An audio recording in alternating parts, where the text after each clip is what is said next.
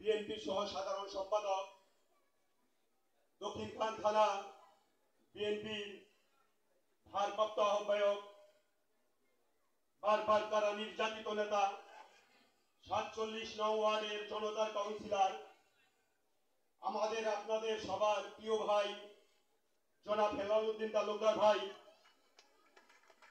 উপস্থিত আছেন দক্ষিণখান থানার দুইবারের সাংগঠনিক সম্পাদক, দক্ষিণখান থানার আহ্বায়ক কমিটির সিনিয়র যুগ্ম আহ্বায়ক আমিনুল ইসলাম বাবলু ভাই, উপস্থিত আছেন দক্ষিণখান থানা স্বেচ্ছাসেবক দলের সভাপতি ও ঢাকা মহানগর উত্তরের স্বেচ্ছাসেবক দলের সাংগঠনিক সম্পাদক এতে ফুবল, উপস্থিত আছেন দক্ষিণখান থানা বিএনপির আরেক আহ্বায়ক মতিউর রহমান মতি ভাই, আহ্বায়ক আছেন দেলোয়ার হোসেন সবুজ ভাই ও আরেক উপস্থিত আছেন স্বেচ্ছাসেবক দলের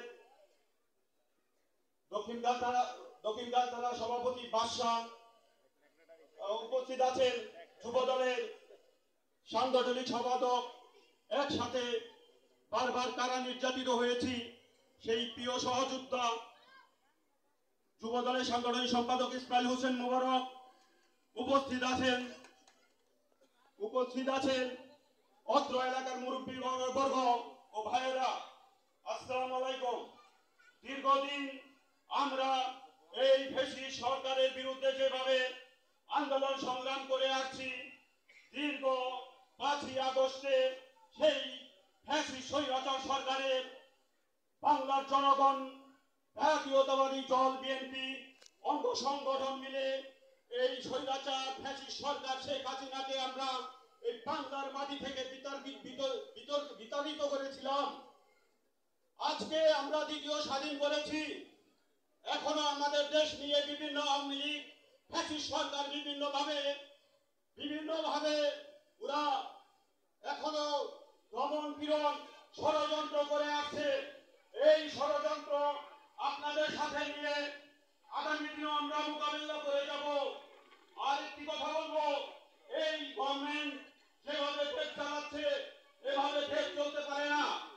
আমরা এই সরকারকে অনুরোধ করব, আগামী ডিসেম্বরের যে নির্বাচনের কথা বলেছেন, আগামী 10 ডিসেম্বরের মধ্যেই আপনাদের নির্বাচন দিতে হবে। হয়তো বাংলাদেশ জাতীয়তাবাদী যুব দল, মূল দল, স্বেচ্ছাসেবক দল, বৈষম্যবিরোধী দল, শ্রমিক দল, সব অঙ্গ সংগঠন মিলে কিভাবে নামাইতে হয় আমরা তা ভালোভাবে জানি। এই স্বৈরাচার সরকারকে আমরা বিতাড়িত করেছি, আপনাদের আমরা বিতাড়িত করবো ইনশাআল্লাহ। এই বলে আমরা আমার সংক্ষিপ্ত বক্তব্য শেষ করছি। বাংলাদেশ জিন্দাবাদ, বাংলাদেশ জাতীয়তাবাদী যুব দল জিন্দাবাদ। শহীদ জিয়া অমর হোক, খালেদা জিয়া সুস্থতা কামনা করছি। আগামী দিনের রাষ্ট্রনায়ক তারেক রহমান জিন্দাবাদ, জিন্দাবাদ, জিন্দাবাদ।